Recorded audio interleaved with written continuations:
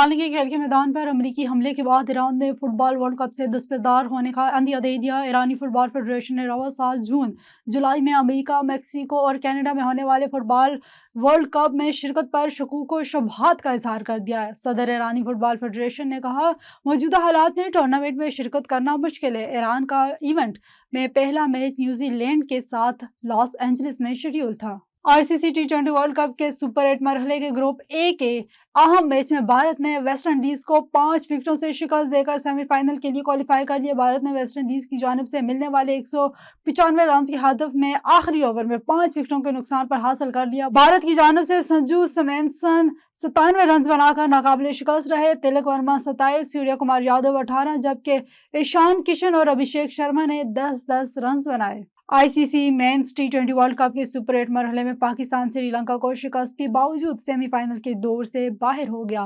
Candy में खेले जा रहे मैच में श्रीलंकन कप्तान ने टॉस जीतकर पाकिस्तान को बैटिंग की दावत दी थी।